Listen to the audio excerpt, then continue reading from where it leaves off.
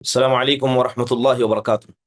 الحمد للہ رب العالمین، والصلاة والسلام على سید الانبیاء والمرسلین، نبینا محمد وعلى آلہ وصحبہ اجمعین، اما بعد۔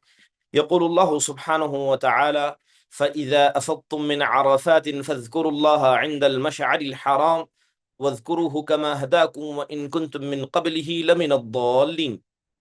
محترم و معزز حاضرین و حاضرات، الحمدللہ اللہ کے فضل و کرم سے حج کے حوالے سے ایک شارٹ کورس چل رہا ہے، جس کے اندر ما قبل کئی ساری کلاسز ہو چکی ہیں۔ آخری کلاس کے اندر 9 ذی الحجہ اور یوم الترویہ 8 ذی الحجہ، اس کے حوالے سے کچھ بنیادی باتیں رکھی گئی تھی، اور یہ بات بتائی گئی تھی کہ انسان کو یوم الترویہ 8 ذی الحجہ کے اندر اگر وہ حج تمتع کر رہا ہے تو اسے کیا کرنا چاہیے، اور اس کے علاوہ مینا کے میدان میں یوم الترویہ کو پہنچنے کا حکم کیا ہے، مینا سے رات میں گزر کر جب 9 ذی الحجہ ہو جائے تو اسے کب نکلنا چاہیے، عرفہ کے میدان میں پہنچنے کے بعد کیا کرنا چاہیے، کون سی غلطیاں عرفہ کے میدان میں پہنچ کر لوگ کرتے ہیں، اور اس کے علاوہ عرفہ سے اسے کب نکلنا چاہیے، ان بنیادی چیزوں کی طرف آخری کلاس کے اندر اشارہ کیا گیا تھا۔ آج کے درس کے اندر ذکر کیا جائے گا کہ وہ 9 ذی الحجہ جس کے دن کا تذکرہ ہم نے کیا، اس کی رات میں کیا عبادتیں ہیں، انشاءاللہ تعالی آج کے اس درس کے اندر اس کا تذکرہ کیا جائے گا۔ میں نے سورہ بقرہ کی آیت کریمہ پڑھی، اللہ سبحانہ وتعالی ارشاد فرماتے ہیں: فَإِذَا أَفَضْتُم مِّنْ عَرَفَاتٍ فَاذْكُرُوا اللَّهَ عِندَ الْمَشْعَرِ الْحَرَامِ، کہ جیسے ہی تم عرفہ سے نکل پڑو تو جیسے ہی مشعر حرام کے پاس پہنچ جاؤ تم اللہ تعالیٰ کا ذکر کرو، وَاذْكُرُوهُ كَمَا هَدَاكُمْ، اس کا ذکر کرو جس طرح اس نے تم کو ہدایت دی جبکہ تم سے پہلے لوگ یہ گمراہی میں موجود تھے۔ محترم حاضرین، انسان جب 9 ذی الحجہ میں ہو، عرفہ کا دن اس نے اللہ کے فضل و کرم سے سنت نبی کے مطابق گزار دیا ہو، اب جیسے ہی مغرب ہو جاتی ہے اسے عرفہ سے نکلنا ہے۔ وہ مغرب جیسے ہی غروب ہو جائے وہ عرفہ سے نکلتا ہے، اس کے بعد اسے مزدلفہ پہنچنا ہے۔ اب یہ جو مزدلفہ ہے، کیا مطلب ہے مزدلفہ کا؟ عربی کا یہ مزدلفہ عربی لفظ ہے، زلف الیہ وازدلفہ، عربی کے اندر کہا جاتا ہے کہ جب کوئی چیز قریب ہو جاتی ہے تو اس کے لیے زلف الیہ وازدلفہ اور تزلفہ کا لفظ استعمال ہوتا ہے۔ اس کا مطلب یہ ہوا کہ مزدلفہ کا مطلب وہ چیز جو قریب ہے، اور مزدلفہ ہے کیا؟ یہ مکہ کے اندر ایک جگہ کا نام ہے۔ مزدلفہ کو مزدلفہ کیوں کہا جاتا ہے؟ کیونکہ یہ مینا سے بالکل قریب ہے، مینا سے بالکل سٹا ہوا یا متصل ہے، جیسے اللہ نے قرآن میں اسی قربت کا ذکر کرتے ہوئے کہا وَأُزْلِفَتِ الْجَنَّةُ لِلْمُتَّقِينَ، کہ متقیوں کے لیے جنت اللہ نے قریب کر دی ہے، تو یہاں لفظ ازلفت کا استعمال کیا گیا۔ یہ ایک نام ہے، مزدلفہ کا ایک نام ہے۔ اس کا ایک دوسرا نام المشعر الحرام کہا جاتا ہے، مشعر حرام بھی اس کو کہا جاتا ہے۔ جو آیت کریمہ میں نے پڑھی، اللہ تبارک و تعالیٰ نے اسی مزدلفہ کے ایریے کا نام مشعر حرام بیان کرتے ہوئے ذکر کیا ہے، اور مشعر حرام یہ پورا کا پورا مزدلفہ ہے، جیسے کہ مفسرین، اصحاب الحدیث اور اصحاب السیر، ان سب نے اتفاقی رائے طور پر کہا کہ جتنا یہ مزدلفہ کا ایریا ہے یہ سارا کا سارا مشعر حرام ہے۔ ایک تیسرا نام اس کا ہے جمع، ایک نام ہوا مزدلفہ، دوسرا نام ہے مشعر حرام، اور تیسرا ہے جمع۔ اسے جمع کا نام دیا گیا کیونکہ لوگ یہاں اکٹھا ہوتے ہیں۔ حدیث کے اندر اللہ کے نبی علیہ الصلوۃ والسلام نے، صحیح مسلم کی روایت ہے کہ اس میں آپ نے تذکرہ کیا اور آپ نے کہا کہ وَوَقَفْتُ هَا هُنَا وَجَمْعٌ كُلُّهُ مَوْقِفٌ، آپ نے کہا کہ میں یہاں رکا تھا، اور مزدلفہ کا سارا ایریا یہ موقف ہے، انسان رک سکتا ہے۔ محترم حاضرین، یہ تو بات ہے مزدلفہ کی، اب اس کی حد کے تعلق سے بھی علماء نے تذکرے کیے ہیں۔ اب یہ بات سمجھیے کہ مزدلفہ حقیقت میں ہے کیا۔ حدیث کے اندر اللہ کے نبی علیہ الصلوۃ والسلام نے ذکر کیا، تذکرہ کیا ہے کہ 2 وادیوں کے درمیان کی جگہ ہے، 2 طرف سے وادی نہیں بلکہ 2 طرف سے پہاڑ ہے، اس کے درمیان کے علاقے کو وہ مزدلفہ کا حصہ کہا جاتا ہے۔ وادی محصر کیا ہے وہ وہیں آتا ہے، اور اللہ کے نبی علیہ الصلوۃ والسلام نے اس کے حد کے حوالے سے ذکر کیا۔ بات اگر مزدلفہ میں قیام کی کریں، جی ہاں، مزدلفہ میں قیام کرنا یہ واجبات میں سے آتا ہے۔ مزدلفہ میں آپ مغرب کے بعد سے فوراً نکلے، 9 ذی الحجہ کو کہاں سے نکلیں؟ عرفہ سے نکلیں گے، سیدھے مزدلفہ آئیں گے، اور آپ کو یہاں رکنا ہے کب تک؟ آدھی رات تک آپ کو رکنا ہے، اس سے پہلے مینا کی طرف جانا درست نہیں ہے، بلکہ افضل یہ ہے کہ انسان فجر تک رک کر فجر کی نماز پڑھ کر یہاں سے آگے بڑھے، جیسے کہ امام شافعی رحمہ اللہ نے اسی مذہب کو اختیار کیا، ابن باز ہو، ابن عثیمین رحمہم اللہ جمیعا، انہی کی رائے بھی یہی ہے۔ اللہ کے نبی علیہ الصلوۃ والسلام نے کیا کیا تھا؟ جب آپ 9 ذی الحجہ کو آپ نے عرفہ منایا، عرفہ کے بعد جیسے ہی مغرب ہو گئی آپ وہاں سے نکلتے ہیں، اور آپ نے مزدلفہ میں آ کر رات میں قیام کیا، اور آپ نے کہا لِتَأْخُذُوا مَنَاسِكَكُمْ، میں چاہتا ہوں کہ تم مجھ سے میرے مناسک سیکھو۔ عروہ بن مدرس بن اوس بن حارثہ رضی اللہ عنہ کی ایک روایت میں نے اسے سنائی تھی، وہ اللہ کے نبی علیہ الصلوۃ والسلام کے پاس آئے، جب اللہ کے نبی مزدلفہ کے لیے نکل چکے تھے، کہنے لگے اللہ کے نبی انی جئت من جبل طی اکلت لی راحلتی وتعبت نفسی، کہنے لگے اللہ کے نبی علیہ الصلوۃ والسلام میں جبل طی کے پاس سے آیا ہوں، میری اونٹنی نے مجھے پریشان کر دیا، میں نے اس کو کھا لیا اور میں بہت تھک گیا ہوں، میں نے کوئی پہاڑ نہیں چھوڑا مگر ہر پہاڑ پر میں رک رک کر آیا ہوں، کیا میرا حج ہوگا؟ تب اللہ کے نبی نے کہا من شہید صلاتنا هذه، کہ جو ہماری اس نماز میں ہمارا شریک ہو جائے اور مزدلفہ میں آ کر رک جائے یہاں تک کہ ہم یہاں سے نکل پڑیں اور عرفہ میں دن یا رات میں پہنچ جائے، اس آدمی نے اپنے حج کو مکمل کر لیا۔ تو آپ دیکھیں کہ اللہ کے نبی علیہ الصلوۃ والسلام نے اس صحابی کا ذکر کیا کہ اگر آپ مزدلفہ آ جائیں تو آپ کا حج ہو جائے گا۔ ابن عباس رضی اللہ عنہ کی دو روایت اس میں ملتی ہیں، وہ کہتی ہیں، وہ ابن عباس رضی اللہ عنہ کہتے ہیں کہ بعثنی رسول اللہ صلی اللہ علیہ وسلم من جمعی بلیل، کہتے ہیں کہ اللہ کے نبی علیہ الصلوۃ والسلام نے جمع یعنی مزدلفہ کی رات میں مجھے بھیج دیا تھا، مجھے اجازت دی تھی۔ چلیے بات اگر مزدلفہ میں رکنے کی جائے، جیسے کہ میں نے کہا کہ یہاں کا رکنا واجب ہے، یہاں رکنا واجب ہے، اور اگر کوئی آدمی شریعت اسلامیہ کے حج کے واجبات میں کسی واجب کو چھوڑ دیتا ہے اس کا کیا حکم ہوگا؟ یاد رکھیے کہ اگر کوئی آدمی آدھی رات تک مزدلفہ میں قیام نہیں کرتا ہے اور مزدلفہ کا قیام اس سے ساقط ہو جاتا ہے تو اسے دم دینا پڑے گا، اسے ایک ذبیحہ اللہ کی راہ میں دینا پڑے گا۔ اگر وہ طلوع فجر سے پہلے مثال کے طور پر رات میں نکل گیا اور طلوع فجر کے پاس واپس آ گیا تو اسے کوئی حرج کی بات نہیں، لیکن گئے اور واپس لوٹ کر نہ آئے،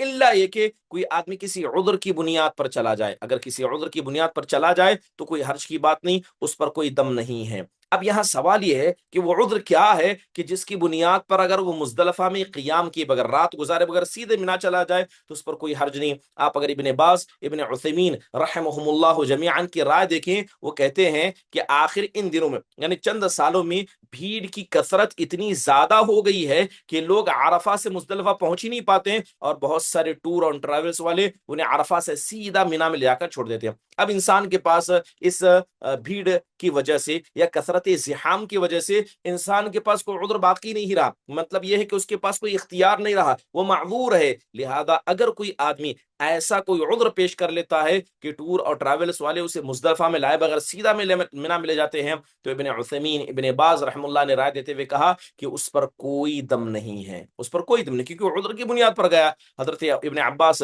رضی اللہ عنہ کی ایک روایت ہے، اللہ کے نبی علیہ الصلوۃ والسلام نے ذکر کرتے ہوئے کہا من نسی من نسکی شیئا او ترکہ فلیحرق دما، کہ اگر کوئی آدمی یہ جو حج ہے اس کے نسک میں سے، اس کے واجبات میں سے کسی چیز کو چھوڑ دے وہ ایک خون کو بہائے، تو ظاہری بات ہے، تو اس سے پتا چلا کہ اگر کوئی مزدلفہ چھوڑے تو اسے ایک دم دینا ہوگا، لیکن اگر کوئی آدمی کسی عذر کی بنیاد پر چھوڑے، جیسے ایک میں نے دور حاضر کے عذر کا ذکر کیا، اس پر کوئی حرج کی بات نہیں، اس پر سنت سے ہمیں دلیل ملتی ہے۔ اب وہ دلیل کیا ہے کہ دیکھیں اللہ کے نبی علیہ الصلوۃ والسلام نے حضرت دو صحابہ کو آپ نے اجازت دی تھی، کس بات کی اجازت دی؟ کہ آپ مزدلفہ میں قیام نہ کریں، مزدلفہ میں رات میں آپ نہ سوئیں، آپ یہاں سے چلے جائیں۔ آپ نے دو صحابہ کو اجازت دی اور دو عذر کی بنیاد پر دی۔ ایک صحابی حضرت عاصم بن عدی تھے، اللہ کے نبی علیہ الصلوۃ والسلام نے ان کو اجازت دی تھی کیونکہ وہ اونٹ چراتے تھے، مینا کے باہر تھے، تو اللہ کے نبی نے کہا جہاں تمہارے اونٹ ہیں وہیں تم قیام کر لینا۔ دوسرا حضرت عباس بن عبد المطلب نے جب آپ سے اجازت مانگی کہ وہ مکہ کے اندر رات میں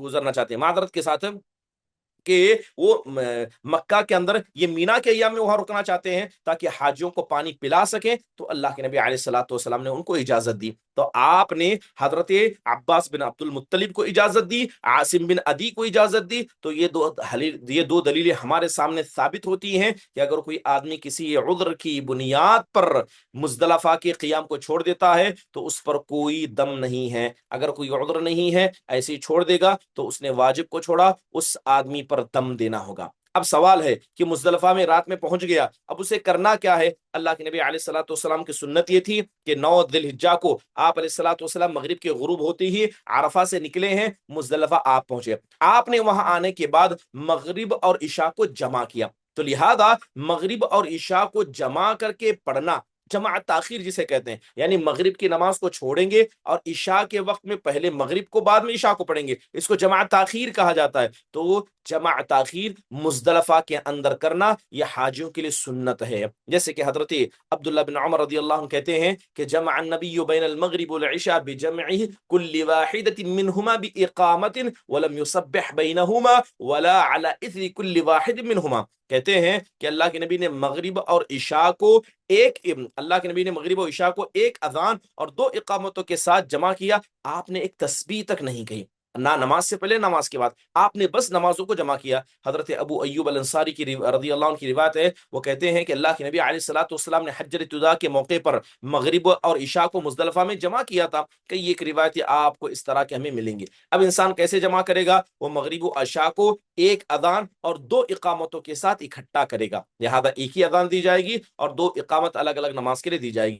اب انسان کو فجر کی نماز کہاں پڑھنا چاہیے؟ رات تو قیام اس نے مزدلفہ کے کسی حصے میں بھی کیا، مشعر حرام، ابھی مشعر حرام نام کی ایک مکمل کیا ہے، مسجد بنائی گئی ہے، تو چاہیے کہ وہ فجر کی نماز کو مزدلفہ میں لیکن مشعر حرام کے پاس آ کر دعا کرے۔ تو حاجی کے لیے مستحب کیا ہے کہ مزدلفہ میں کہیں بھی رکے لیکن نماز فجر کی کہاں پڑھے؟ وہ اول وقت میں مشعر حرام کے پاس آئے، اور مشعر حرام کیا ہے؟ اس کو جبل قزح کہا جاتا ہے، ایک پہاڑ ہے اور اسی پہاڑ سے متصل مشعر حرام نام کی بڑی مسجد بنا دی گئی ہے، لہذا انسان اس کے پاس رکے، اللہ تعالیٰ سے دعا کرے، اللہ تعالیٰ سے التجا کرے، یہ نبی کریم صلی اللہ علیہ وسلم کی سنت ہے۔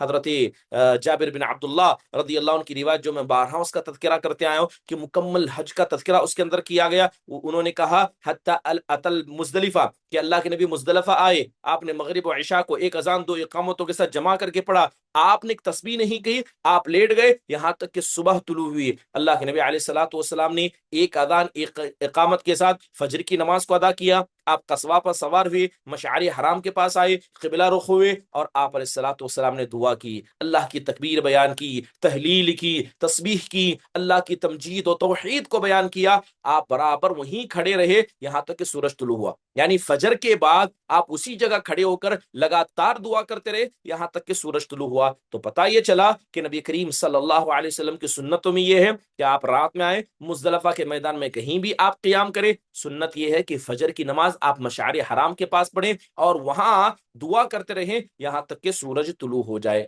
لہذا یہ کام انسان کو مزدلفہ کی رات میں انسان کو کرنا چاہیے۔ محترم حاضرین، بات اگر مزدلفہ سے نکلنے کی جائے مزدلفہ سے نکلنے کی جائے تو جیسے ہی سورج طلوع ہو جائے حاجی کے لیے مستحب ہے، جو حج کرنے والا ہے، کہ وہ آگے نکل پڑے، جیسے کہ اللہ کے نبی علیہ الصلوۃ والسلام نے کیا تھا، لہذا وہ جائے گا مزدلفہ سے۔ اب رہا مسئلہ کہ جو عورتیں ہیں یا جو کمزور ہیں وہ رات میں جانا چاہیں تو اس شریعت اسلام ان کو پوری اجازت دیتی ہے، یعنی آپ آئے مزدلفہ میں قیام کیا، کیونکہ ساری بھیڑ کا مقابلہ کرنا خواتین کے لیے یا اس کے علاوہ عورتوں کے لیے یہ بڑا مشکل ہے، تو لہذا جو کمزور ہیں یا کسی بیماری میں لگے ہوئے ہیں تو ان کو رخصت ہے کہ وہ آدھی رات کے بعد ہی مینا کے لیے کوچ کر سکتے جا سکتے ہیں۔ اس کی دلیل کیا ہے؟ حدیث کے رسول کے اندر آتی ہے، حضرت عائشہ رضی اللہ عنہ کہتی ہیں، اور یہ روایت آپ کو صحیح بخاری مسلم دونوں کے اندر مل جائے گی، کہ حضرت سودا بنت زمعہ رضی اللہ عنہا نے مزدلفہ کی رات میں اجازت مانگی کہ وہ آگے جانا چاہتی ہیں، تو اللہ کے نبی علیہ الصلوۃ والسلام نے ان کو کہا، حدیث کے اندر آتا ہے وَكَانَتْ امرأة فَبِطَةٌ فَأُذِنَ لِهَا، بہت بڑی خسر عورت تھی، بڑی عمر کی عورت تھی، تو اللہ کے نبی علیہ الصلوۃ والسلام نے ان کو اجازت دی کہ آپ جا سکتی ہیں۔ تو لہذا پتہ یہ چلا، اور حضرت ابن عباس کے بارے میں بھی ایسے ہی آتا ہے کہ ان کے گھر والے کمزور تھے، تو اللہ کے نبی نے ان کے گھر والوں کا خیال کرتے ہوئے حضرت ابن عباس رضی اللہ عنہ کو بھی اجازت دی تھی کہ وہ آدھی رات کے بعد ہی چلے جا سکتے ہیں۔ تو لہذا اس بات کی اجازت ہے کہ آدھی رات ہوتے ہی وہ نکل جائیں، لیکن افضل یہ ہے کہ فجر تک وہیں رکیں، مشعر حرام کے پاس نماز پڑھیں اور سورج طلوع ہونے تک دعا کر کے اس کے بعد آگے نکلیں۔ محترم حاضرین، اس کے بعد یہ مشروع ہے کہ جو وادی محصر ہے اس کی طرف انسان کو چلنا چاہیے، جیسے کہ افاض رسول اللہ وعلیہ السکینہ فامرہ بالسکینہ واوضع فی وادی محصر، اللہ کے نبی علیہ الصلوۃ والسلام نکلے اور وادی محصر کی طرف اللہ کے نبی علیہ الصلوۃ والسلام نے کیا ہے، جلد بازی کی تھی۔ چلیے، یہ ہوا مزدلفہ کا وہ دن جو انسان کو کرنا چاہیے۔ اب ہم بات کریں گے، اب صبح ہو چکی ہے، 9 ذی الحجہ ختم، 9 ذی الحجہ میں آپ نے عرفہ کیا، مغرب کے وقت آپ وہاں سے نکلے، رات میں مزدلفہ میں آئے، آپ رات میں مزدلفہ کے اندر سو گئے، مشعر حرام کے پاس آپ نے فجر کی نماز پڑھی، وہاں دعا کی یہاں تک کہ سورج طلوع ہوا۔ اب آپ کے پاس 10 تاریخ ہے، عید کا دن ہے، 10 تاریخ 10 ذی الحجہ ہے۔ اب اس دن آپ کو کیا کیا کام کرنے؟ سب سے پہلے آپ کو رمی جمرات کرنا، کنکریاں مارنی ہے۔ دوسرا، جانور کو ذبح کرنا، قربانی کرنی ہے، حلق و تقصیر کرانی ہے اور طواف افاضہ کرنا ہے، اور اس کے بعد انسان کو حلال ہونا ہے، یعنی اپنے کپڑے، احرام کے کپڑے اتار دینا ہے۔ تو گویا کتنے کام ہیں یہ 10 ذی الحجہ کو، یعنی جس دن عید کا دن ہوگا 5 کام ہے۔ ایک تو رمی جمرات کرنا، جانور کی قربانی کرنا، حلق یا تقصیر کرانا، طواف افاضہ کرنا، اور تحلل اول، میں بتاؤں گا تحلل اول یعنی ایک حلال ہونا، حلقہ پہلا حلال ہونا، اس کے بعد دوسرا حلال ہونا کیا ہوتا ہے۔ تو انشاءاللہ تعالی ان 5 کاموں کو حاجی کو کرنا پڑے گا۔ چلیے، بات اگر پہلے کام کی جائے جو اسے 10 تاریخ کو یعنی 10 ذی الحجہ کو کرنی ہے، وہ رمی جمرات ہے، وہ رمی جمرات ہے۔ محترم حاضرین، اب ایک لمبی تفصیل ہے کہ رمی جمرات کسے کہتے ہیں، کتنے قسم کے جمرات ہیں، اور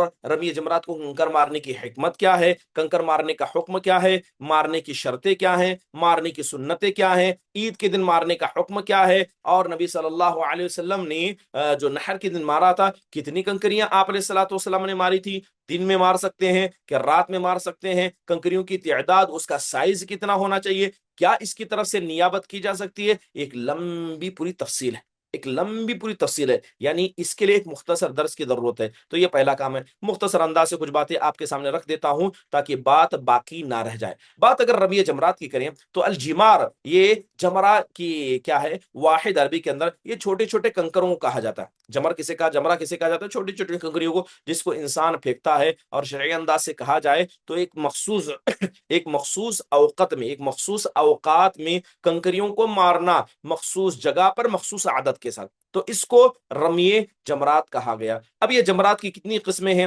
آپ اگر وہاں پر جائیں تو آپ دیکھیں کہ 3 قسم کے آپ کو جمرات ملیں گے، یعنی وہ جگہ جہاں آپ کو کنکریاں مارنے، 3 قسم کے۔ ایک ہے جمرۃ الاولی، جس کو جمرۃ الصغریٰ کہا جاتا ہے، یہ جمرۃ الدنیا کہا جاتا ہے، یہ سب سے پہلا جمرہ ہے جو مسجد خیف کے بعد نکلتا ہے، جیسے مسجد خیف سے جو مینا کے اندر موجود ہے وہ نکلتا ہے، اس کو دنیا یا دنو اس لیے کہا جاتا ہے کہ مسجد خیف سے سب سے قریب یہ، تو اس کو کہا جاتا ہے جمرۃ الاولی، یہ جمرۃ الصغریٰ، یہ جمرۃ الدنیا، یہ تینوں نام پہلے جمرے کے۔ دوسرا جمرہ ہے جمرۃ الوسطیٰ، اور اب اگر آپ وہاں جائیں گے تو ایسے ہی نام عربی میں دیکھیں گے آپ، یا تو اس کو صغریٰ لکھا گیا، جمرۃ الصغریٰ لکھا گیا سب سے چھوٹا، اس کے بعد وہ جمرۃ الوسطیٰ ہے، اور تیسرا جمرۃ الکبریٰ۔ یہ 3 جمرات ہیں، ایک چھوٹا، ایک درمیانہ اور ایک بڑا، 3 قسم کے جمرات ہیں۔ دوسرا جمرہ جیسے میں نے کہا جمرۃ الوسطیٰ جس کو کہا جاتا ہے، یہ پہلے کے بعد آتا ہے، ٹھیک ہے۔ اور تیسرا جمرۃ العقبہ، جمرۃ العقبہ کہیں یا جمرۃ الکبریٰ کہیں، جو سب سے بڑا ہے تیسرا ہے، وہ اس کو کہا جاتا ہے جو مکہ سے بالکل قریب ہے، جو مکہ سے بالکل قریب ہے۔ آپ یہاں سے مینا سے نکلیں گے، مسجد خیف جو مینا کے اندر ہے وہاں سے نکلیں گے، سب سے پہلے آپ کو کیا ملے گا، یہ جمرۃ الاولی، جمرۃ الصغریٰ، جمرۃ الدنیا ملے گا، بیچ میں کیا ہے جمرۃ الوسطیٰ ہے، اور آخر میں جمرۃ العقبہ، عقبہ کہیں یا جمرۃ الکبریٰ کہیں جو مکہ سے قریب ہے۔ یہ 3 قسم کے جمرات ہیں۔ اب سوال یہ ہے کہ ان کو کنکری مارنے کا حکم کیوں دیا گیا؟ کیا آخرکار اس کی حکمت ہے؟ دیکھیے سب سے پہلی بنیادی چیز ہے کہ اللہ کے ذکر کو بلند کرنے کے لیے ہمیں کنکریاں مارنے کا حکم دیا گیا. کیونکہ کنکری انسان کیوں مارتا ہے؟ اللہ تبارک و تعالیٰ کی فرما برداری میں، جناب محمد الرسول اللہ صلی اللہ علیہ وسلم کی اطاعت میں. جیسے سورہ بقرہ کے اندر اللہ نے کہا کہ وَاذْكُرُوا اللَّهَ فِي أَيَّامٍ مَّعْدُودَاتٍ، کہ یہ جو گنے چنے دن ہے اس میں تم اللہ کو یاد کرو. لہذا رمی جمرہ بھی کیا ہے؟ اسی کے اندر آتا ہے فَمَن تَعَجَّلَ فِي يَوْمِينِ فَلَا إِثْمَ عَلَيْهِ، کہ جو آدمی جلد بازی کر کے 2 دن میں مکمل کرے اس پر کوئی حرج کی بات نہیں. تو پہلی حکمت یہ ہے کہ ہم رمی جمرات کیوں کرتے ہیں، کنکر کیوں مارتے ہیں؟ اللہ کی اطاعت کے لیے. دوسرا اللہ کے ذکر کو بلند کرنے کے لیے. دوسری چیز یہ ہے کہ شیطان نے حضرت ابراہیم علیہ الصلوۃ والسلام کے ساتھ جو دشمنی دکھائی تھی، اور حضرت ابراہیم علیہ الصلوۃ والسلام نے جو کام کیا تھا انہی کی اقتدا میں انسان کرتا ہے. حضرت ابن عباس رضی اللہ عنہ سے ایک مروی روایت ہے، وہ کہتے ہیں کہ لما اتا ابراہیم خلیل اللہ المناسک، کہ حضرت ابراہیم خلیل اللہ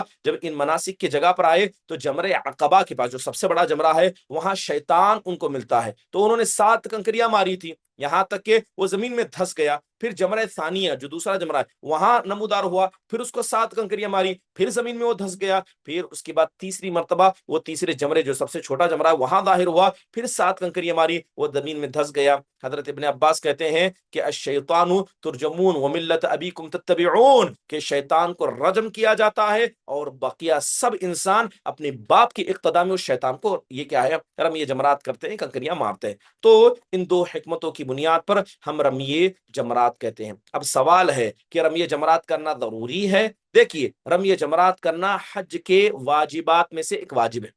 حج کے واجبات میں جیسے میں نے کہا کہ مبیت کرنا، مزدلفہ میں مبیت کرنا واجب ہے، چھوڑیں گے تو دم ہے، تو رمی جمرات کا کرنا بھی یہ واجبات میں سے آتا ہے. حضرت جابر بن عبداللہ رضی اللہ عنہ جو لمبی حدیث نبی صلی اللہ علیہ وسلم کی حج کی صفت کے بیان کی، اس کے اندر انہوں نے کہا اتا الجمرة التي عند الشجرة فرماها ب7 حصيات يكبر مع كل حصاة منها مثل حصى الخزف رمی من بطن الوادی. اللہ کے نبی علیہ الصلوۃ والسلام جب جمرہ کے پاس آئے تھے تو آپ نے 7 کنکریاں پھینکی تھی، اور ہر کنکری کے بعد اللہ اکبر اللہ اکبر آپ علیہ الصلوۃ والسلام کہہ رہے تھے. تو بہت ساری حدیثیں ثابت ہیں کہ حج کی واجبات میں سے واجب ہے کہ انسان کیا کرے، نبی صلی اللہ علیہ وسلم کے حکم کے مطابق وہ رمی جمرات کا کام کرے، اور اس کو شریعت اسلامی نے واجب قرار دیا. کن شروط کی بنیاد پر انسان کو کام کرنا چاہیے؟ جی ہاں، جو آدمی رمی جمرات کرنا چاہتا ہے شریعت اسلامی نے کچھ کنڈیشن اس کے لیے لازم قرار دی. سب سے پہلی یہ ہے کہ پتھر ہی مارا جائے گا. ایسا نہیں کہ انسان بڑا کوئی پتھر لے لے،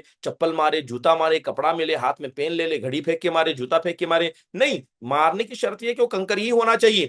ٹھیک ہے، اور ہر ایک کنکری چھوٹی چھوٹی ہونی چاہیے، جس کو چھوٹے پتھر کہا جاتا ہے. بعض لوگ بڑی پتھر لیتے ہیں، بعض کوئی اینٹ اٹھا لیتا ہے. تو سبحان اللہ، انسان حج کرنے آیا ہے لیکن شیطان اس کے ساتھ کھلواڑ کرتا ہے. یہ چھوٹی کنکریاں جو اللہ کے نبی نے تمہارے لیے اختیار کی، اس سے نہیں چلے گا، تم کو بڑا پتھر مارنا پڑے گا. کوئی آدمی مارے جوش کے اپنی لکڑی پھینک رہا ہے، کوئی جوتا پھینک رہا ہے. تو سبحان اللہ، اس میں علماء نے شرط لگائی ہے، کہا کہ پتھر ہی ہونے چاہیے، دوسری چیز پھینکی جائے گی تو کافی نہیں ہوگی.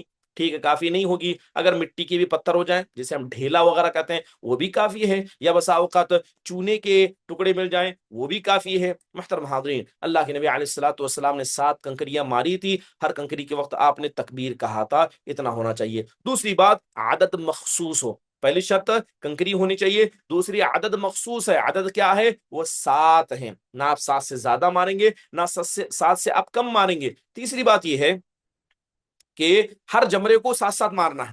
ٹھیک ہے، ایک تو پہلی شرط یہ علماء نے پہلی شرط بیان کرتے ہوئے کہا کہ پتھر ہو، دوسرا عدد 7 ہو، اور تیسری بات ہے کہ تمام جمرات کو ماری جائے، یعنی تینوں کو مارا جائے. ایسا نہیں کسی ایک کو مارے اور حج کو کر کے چھوڑ دیں، نہیں، تینوں کو مارنا ہوگا. اس کے علاوہ جو جمرات مارنا ہے اس کو الگ الگ مارنا ہے. یہ تیسری شرط اور چوتھی شرط علماء نے لگائی. ایسا نہیں کہ ایک ساتھ 7 اٹھا کر پھینک دیے، نہیں، ایک ایک کر کے آپ کو پھینکنا، سب کو جدا جدا کر کے پھینکنا ہے. یہ بھی نبی کریم صلی اللہ علیہ وسلم کی سنتوں میں سے ہے. اور ایک اہم چیز یہ ہے، بعض اکثر علماء نے اس کو بھی شرط لگایا کہ جو حوض بنایا گیا، اس کے اندر کنکری جانی چاہیے. ایسا نہیں ہے کہ انسان مارنے جائے تو اس طرف سے مارے، دوسری طرف کنکری نکل کے گر جائے، وہ شمار نہیں ہوگی. وہ جو حوض بنایا گیا ہے جہاں ساری کنکریاں جا کر جمع ہوتی ہیں، اس کے اندر کنکری کے جانے کو علماء نے شرط قرار دیا ہے. محترم حاضرین، اب اللہ کے نبی علیہ الصلوۃ والسلام نے جو کام کیا تھا اس کے اندر یہ ہے کہ جب آپ کنکریاں ماریں گے تو آپ اس کو کیا کریں گے؟ ایک ایک کر کے ماریں گے. ٹھیک ہے، اس کو رکھنا نہیں ہے. जैसे बाज लोग क्या करते हैं, मुट्ठी रख के छोड़ दिया नीचे, नहीं रखना, नहीं, उसको फेंक कर मारना है। इसको उलमा ने शर्त लगाया, फेंकना है, थ्रो करना है, मारना है। अगर कोई लाए मुट्ठी भर के अंदर छोड़ दे या उस हौज के अंदर डाल दे, ये दुरुस्त नहीं होगा। अल्लाह के नबी अलैहिस्सलाम ने उसे फेंक कर मारा है, तो उसे फेंक कर ही मारना पड़ेगा। इसके अलावा तरतीब जो उलमा ने सातवीं शर्त लगाई है कि वो तरतीब है, वो तरतीब के साथ मारना है। सबसे पहले आपको सुगरा यानी जो सबसे मस्जिद खीब के करीब है, पहले उसको मारना है, फिर बीच वाले को मारना है, फिर तीसरे को मारना है। अगर कोई आदमी तरतीब को उल्टा कर दे, पहले बड़े को मारे, फिर छोटे बीच वाले को मारे, फिर सबसे छोटे को मारे, ये दुरुस्त नहीं है। तरतीब का ख्याल करके आपको रमी जमरात करना होगा। और अहम चीज एक आठवीं शर्त जो उलमा ने लगाई कि वो हज के दरमियान हो, हज खत्म होने के बाद रमी जमरात ना किया जाए। जो वक्त बताया गया, इसी वक्त के अंदर इंसान को रमी जमरात करना चाहिए। ये तकरीबन 8 से 9 शुरूत उलमा इकराम ने रमी जमरात के बनाए। चलिए, इसके अलावा रमी जमरात की कुछ सुन्नतें हैं। सुन्नत ये है कि नबी सल्लल्लाहु अलैहि वसल्लम जो जमरतुल अक़बा के पास थे, बतने वादी के पास, जो मिना के दाहिने जानिब है और मक्का उसके बाएं जानिब होता है, उस तरफ से खड़कर उसे मारा जाए। ऐसा नहीं कि जहां इंसान आया जिधर जगह मिले उधर से मारे। अफदल ये है कि इंसान क्या करे कि उस तरफ से मारे। यानी मिसाल के तौर पर आप इधर से गए हैं तो जो मक्का का एरिया है, मक्का की तरफ जो बतने वादी कहा जाता है, उधर से मारना, उधर से मारना। मिना आपके दाएं जानिब होगा, मक्का आपके बाएं जानिब होगा, वहां खड़कर मारना। ये नबी करीम सल्लल्लाहु अलैहि वसल्लम की सुन्नतों में से ये अफदल है। ठीक है। दूसरी बात ये है कि रमी जमरात क्या है, किधर से भी मार सकते हैं, चारों जानिब से कहीं से मार सकते हैं, लेकिन सुन्नत का तरीका वो है जो मैंने आपके सामने बयान किया। मोहतरम हाज़रीन, मुस्तहब ये है कि जो कंकर मारे जाएं वो कंकर के माने दो। अगर थोड़ी इंसान और बड़े ले ले, थोड़े और बड़े ले ले, कोई हर्ज की बात नहीं है, लेकिन अगर छोटे कंकर होंगे तो ये सुन्नत का तरीका है जो अल्लाह के नबी अलैहिस्सलातु वस्सलाम ने किया। और बाद उलमा ने शर्त लगाया है कि एक होने के बाद दूसरा मारना, दूसरा होने के बाद तीसरा, तीसरे के बाद चौथा। ऐसा नहीं कि एक मारे, आधा घंटा इंतजार करें, दूसरा मारे, 15 मिनट इंतजार करें, तीसरा मारे, नहीं, इसको कहा जाता है मुवालात, एक के बाद दोबारा करना। इसको भी उलमा इकराम ने मुस्तहब करार दिया है। दूसरी अहम बात यह है कि पत्थर अलग अलग हो। बाज लोग क्या करते हैं, इतनी जोर से पत्थर मारते हैं कि रिटर्न आ जाता है, फिर उसी पत्थर उठा को मारते हैं। नहीं, आपको 7 अलग अलग कंकरियां मारनी होगी। बस औकात एक कंकर आपने मारा, पलट कर आ गया, तो उस कंकर का आप काउंट नहीं होगा, उसको छोड़िए, दूसरा पत्थर उठाइए, दूसरा कंकर उठाइए। इसको भी उलमा इकराम ने सुन्नत के अंदर शामिल किया है। और मुस्तहब है कि इंसान बावुदू हो। ठीक है, जरूरी तो नहीं है, लेकिन मुस्तहब ये है कि इंसान बावुदू होकर जाए। ठीक है। और ये भी मुस्तहब है कि जो कंकरियां मार रहे उसको भी धो ले, उसको भी धो ले। अगर उसके अंदर नजासत हो, गंदगी हो, ये अच्छी बात नहीं है। जो कंकरिया लेगा उसको धो ले, वضو की हालत में हो, ये भी सुन्नत है। और सुन्नत ये भी है कि जब जब आप कंकरी मारेंगे तो आप अल्लाह की तकबीर करेंगे, अल्लाह अकबर कहेंगे। एक कंकर मारा, अल्लाह अकबर कहा, दूसरा कंकर मारा, अल्लाह अकबर कहा।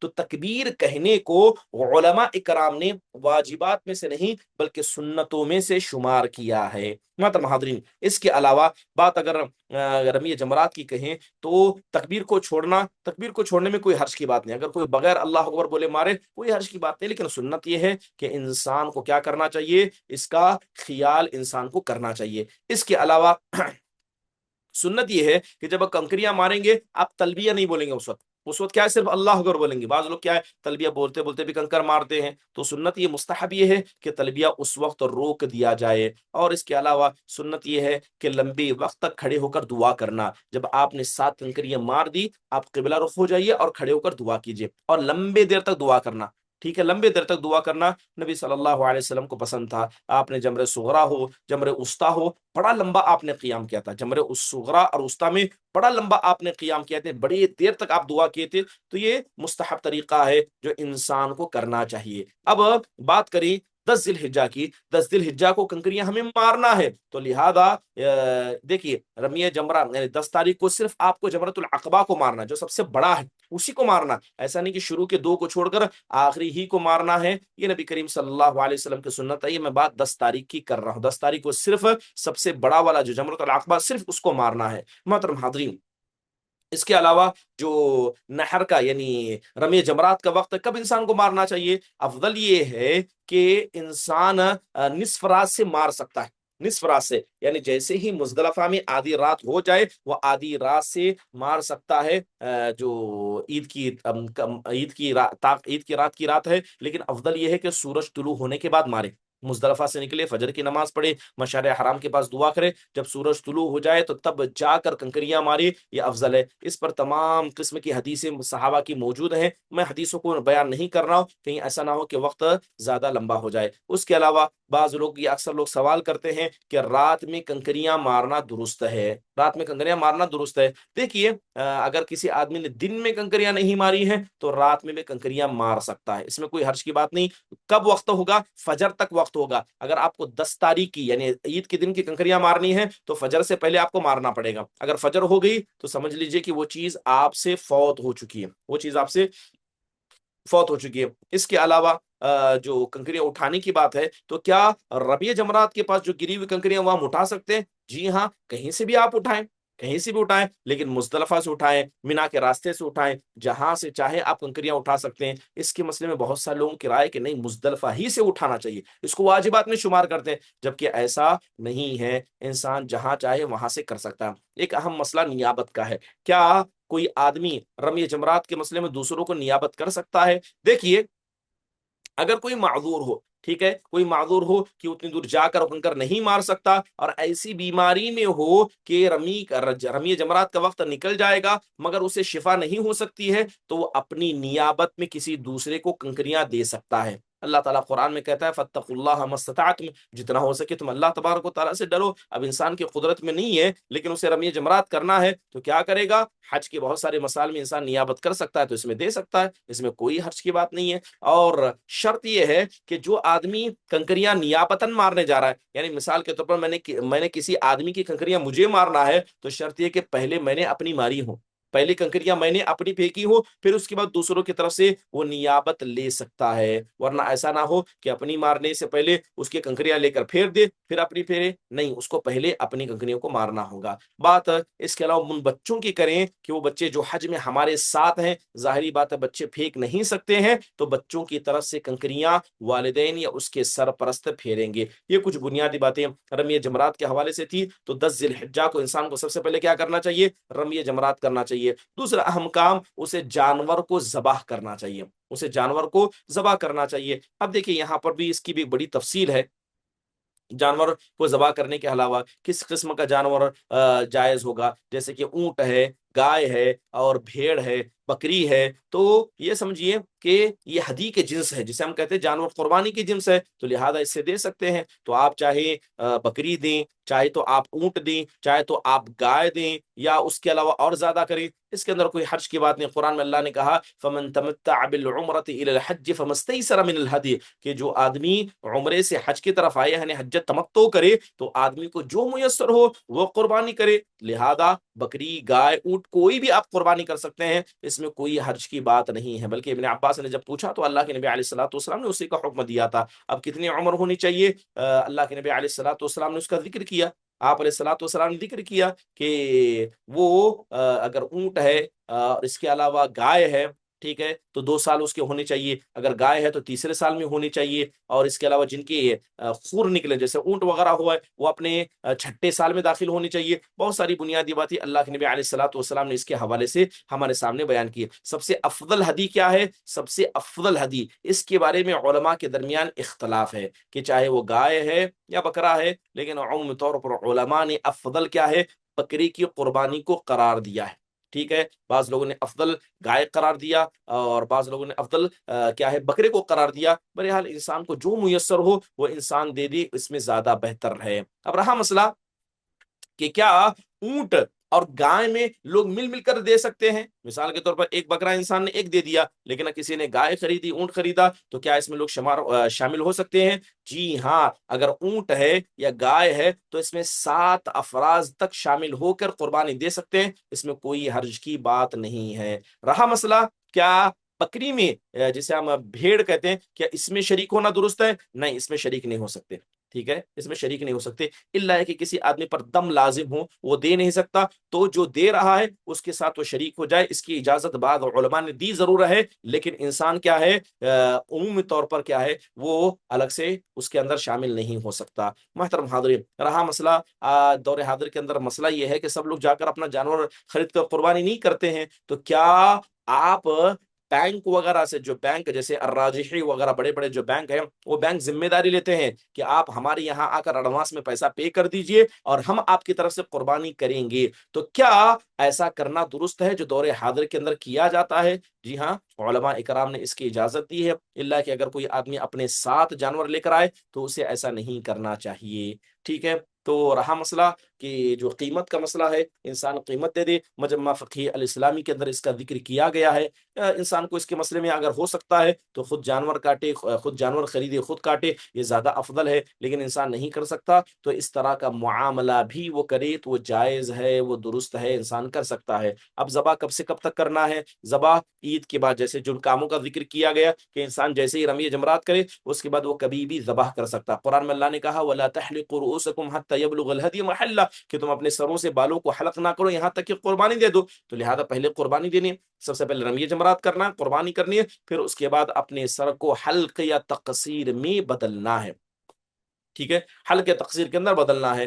آخری وقت کب ہے؟ علماء نے اس کے مختلف مسئلے میں اختلاف کیا ہے۔ پہلی رائے یہ ہے کہ جو عید کے 2 دن ہیں تب تک انسان قربانی کر سکتا ہے۔ اب بعض لوگوں نے کہا کہ تیسرے دن تک بھی قربانی کر سکتا ہے، جیسے اللہ نے قرآن میں کہا لِيَشْهَدُوا مَنَافِعَ لَهُمْ وَيَذْكُرُوا اسْمَ اللَّهِ فِي أَيَّامٍ مَّعْلُومَاتٍ عَلَىٰ مَا رَزَقَهُمُ اللَّهُ عَلَىٰ مَا رَزَقَهُم مِّن بَهِيمَةِ الْأَنْعَامِ۔ تو اللہ تبارک و تعالیٰ نے ایام معلومات یعنی نحر کے قربانی کے جو 3 دن ہے، پہلا دن اور بقیہ 2 دن، ان تینوں دنوں کے اندر انسان قربانی کر سکتا ہے۔ اس کی اجازت شریعت اسلام نے دی ہے، حدیث کے اندر سے یہ چیز ثابت ہے۔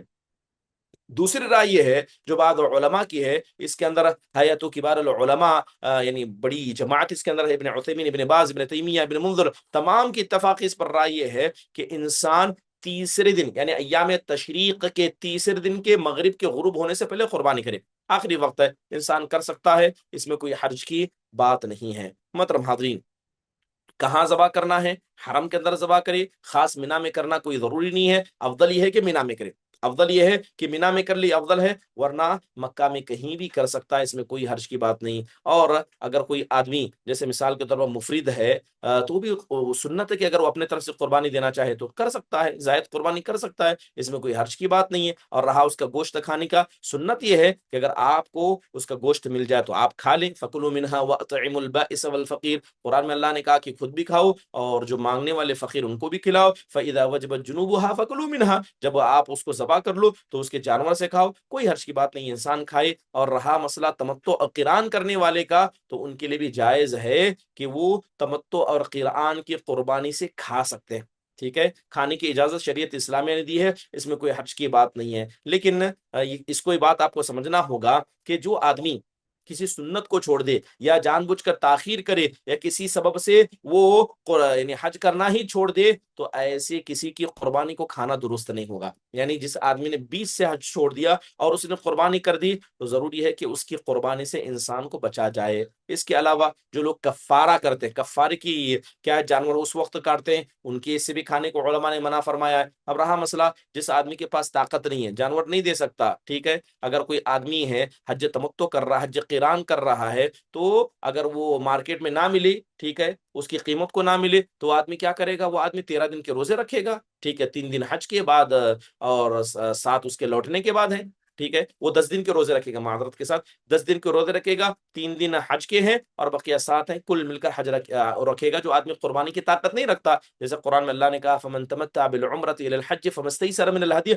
فَمَن لَّمْ يَجِدْ فَصِيَامُ 3 أَيَّامٍ فِي الْحَجِّ و7 إِذَا رَجَعْتُمْ تِلْكَ 10 كَامِلَةٌ۔ تو اللہ تعالیٰ نے 10 روزوں کا تذکرہ کیا جو آدمی قربانی کی طاقت نہیں رکھتا ہے۔ محترم حاضرین، ایام تشریق میں روزہ رکھنے کا جو حکم ہے وہ کس کے لیے ہے؟ وہ اس آدمی کے لیے ہے جو اپنی ساتھ قربانی لے کر نہیں آیا ہے۔ مثال کے طور پر اگر کوئی آدمی اس وقت بھی روزہ نہیں رکھ پایا، 3 دن کے روزہ نہیں رکھ پایا، تو وہ روزے اس سے ساقط نہیں ہوتے، اس کی قضا اس پر واجب ہوگی۔ اگر 3 ایام تشریق میں روزہ نہیں رکھ پایا تو بعد میں اس کی قضا کرنا اس پر واجب ہے، وہ انہیں چھوڑ نہیں سکتا۔ اور اس کے بعد جو بقیہ 7 کا حکم ہے، جو 7 ہیں، انسان کو حج سے فارغ ہونے کے بعد مکہ میں رہتے ہوئے کرنا چاہیے، تو جائز ہے کہ وہ جیسے ہی مکہ سے فارغ ہو جائے، حج سے فارغ ہو جائے، وہ کر سکتا ہے۔ لیکن افضل کیا ہے کہ جب گھر لوٹے تب کرے، افضل کیا ہے؟ جب گھر لوٹے تب کرے، یہ زیادہ افضل ہے۔ رہا مسئلہ تتابع کا، علماء نے کہا کہ ایک ہی بات دیگر رکھنا ہے۔